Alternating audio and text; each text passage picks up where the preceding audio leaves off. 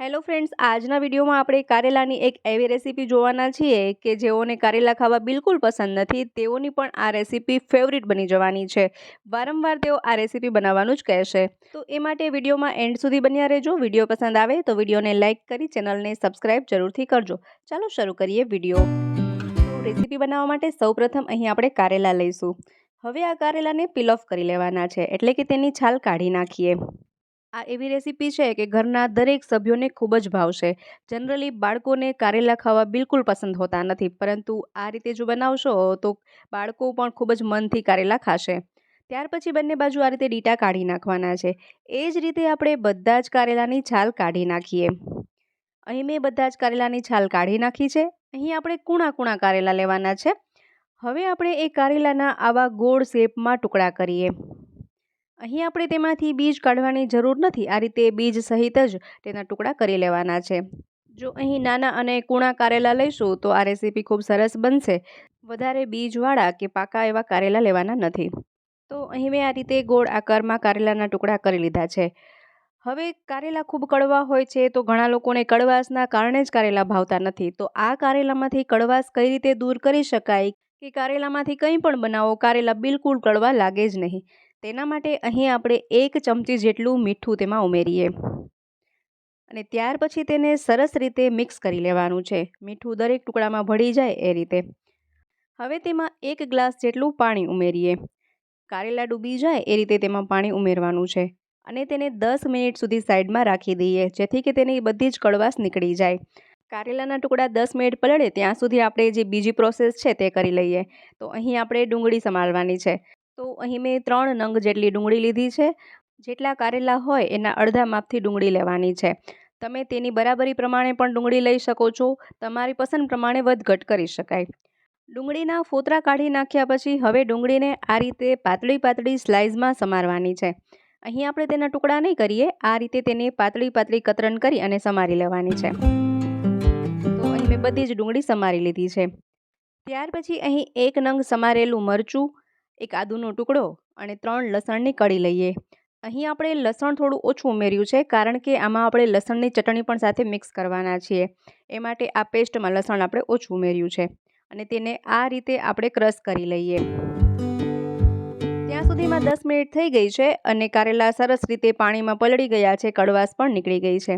ત્યાર પછી આ રીતે હાથેથી ચોળી અને તેમાંથી બધા બીજ કાઢી નાખવાના છે. જો આ રીતે હાથેથી ચોળીએ ને તો બધા જ તેમાંથી બી નીકળી જશે.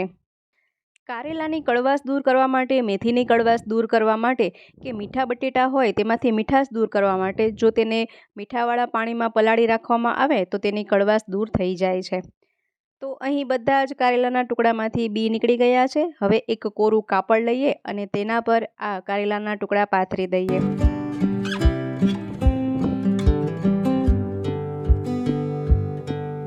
ત્યાર પછી તેને લૂછી નાખીએ. અહીં આપણે કારેલાના ટુકડા કોરા જોઈએ છે, એટલા માટે આપણે કાપડ વડે તેને લૂછી નાખવાના છે.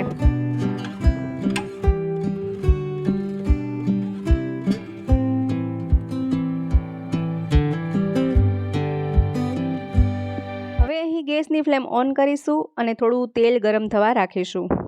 અહીં આપણે તેલની માત્રા થોડી વધારે રાખવાની છે, કારણ કે અહીં આ કારેલાના ટુકડા આપણે તેમાં તળીશું. તેલ ગરમ થઈ જાય ત્યાર પછી કારેલાના ટુકડા તેમાં ઉમેરી દઈએ અને તેને સરસ રીતે તળી લેવાના છે. કારેલાના ટુકડાને તળાતા 2 થી 3 મિનિટનો સમય લાગશે. અહીં આપણે તેને પૂરેપૂરા તળવાના નથી. 70% જેટલા પાકી જાય ત્યાં સુધી આપણે તેને તળીશું. તો હવે આ સરસ રીતે તળાઈ જાય ત્યાં સુધી આપણે બીજી પ્રોસેસ જોઈ લઈએ. તે માટેનો મસાલો રેડી કરી લઈએ. તેના માટે અહીં મેં એક મિક્સર જાર લીધી છે. અડધી વાટકી ગાંઠિયા લઈએ, 2 ચમચી જેટલા તલ લઈશું અને 1 મુઠ્ઠી સિંગદાણા લઈએ. અહીં મેં શેકીને સિંગદાણા લીધેલા છે. તમે ખારી સિંગ, ખારા બી આવતા હોય તે પણ લઈ શકો. હવે એને સારી રીતે પીસી લેવાના છે. કરકરો ભૂકો થાય એ રીતે પીસવાનું છે. તો આ રીતે કરકરો ભૂકો રેડી કરીશું. તો અહીં આ મસાલો બનીને રેડી છે. તેને સાઈડમાં રાખી દઈએ. ત્યાં સુધીમાં જોઈ લઈએ કે કારેલાના ટુકડા સરસ રીતે તળાઈ ગયા છે કે નહીં. આપણે તેને ચેક કરીશું. જો તે સરળતાથી તૂટવા લાગે તો સમજી જશું કે તે તળાઈ ગયા છે અને હવે તેને તેલમાંથી બહાર કાઢી લઈએ.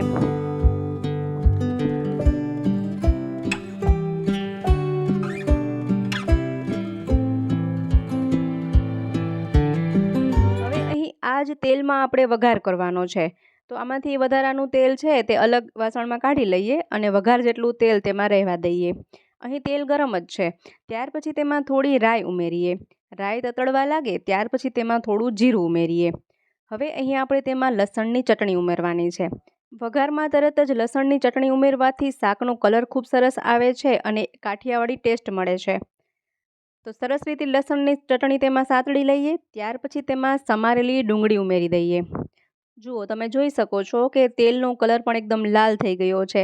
શાકનો કલર ખૂબ જ સરસ આવે છે. હવે આ ડુંગળીને આપણે 2 મિનિટ સુધી સાતળીએ. ચાલો હવે તેમાં દરેક મસાલા ઉમેરી દઈએ. તો અહીં આપણે સ્વાદ પ્રમાણે અડધી ચમચી હળદર પાવડર ઉમેરીશું. ફરીથી તેને સારી રીતે મિક્સ કરી લઈએ. ત્યાર પછી તેમાં સ્વાદ પ્રમાણે મીઠું ઉમેરીએ. હવે તેલ છૂટું પડવા લાગે ત્યાં સુધી તેને મિક્સ કરતું રહેવાનું છે. હવે અહીં આપણે જે મરચાં, આદુ અને લસણની પેસ્ટ બનાવી છે તેને ઉમેરી દેવાની છે.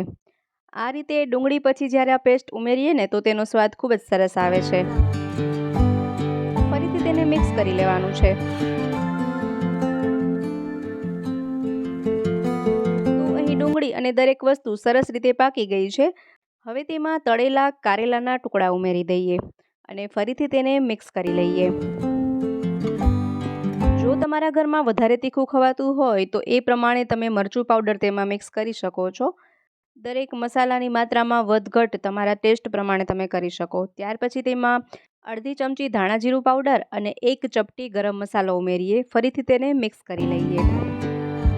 જો ઘરમાં નાના બાળકો હોય અને તેમને કડવું બિલકુલ પસંદ ન હોય તો આમાં તમે 1 ચમચી ગોળ પણ મિક્સ કરી શકો છો. અને એ સિવાય જેઓને થોડું કડવું સ્વાદ પસંદ હોય તેઓ તેમાં ગોળ ન ઉમેરે તો પણ ચાલે. તો પણ ખૂબ ટેસ્ટી બને છે. ફરીથી તેને સરસ રીતે મિક્સ કરી લેવાનું છે. દરેક વસ્તુ સરસ રીતે પાકી જાય ત્યાર પછી તેમાં અડધા ગ્લાસ જેટલું પાણી ઉમેરીએ.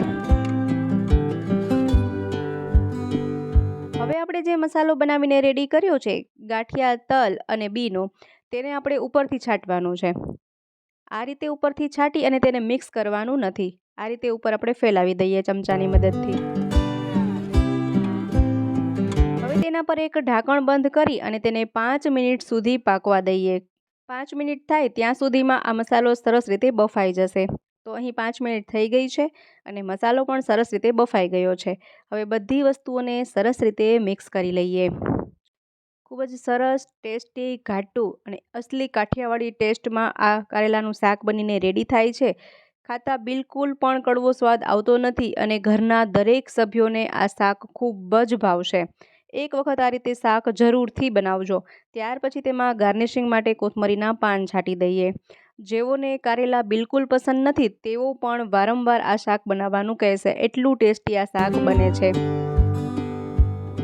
તો મિત્રો, જો વિડીયો પસંદ આવ્યો હોય તો વિડીયોને લાઇક કરજો, શેર કરજો તેમજ આવા અવનવા વિડીયોઝ જોવા માટે ચેનલને અત્યારે જ સબસ્ક્રાઈબ કરી લેજો.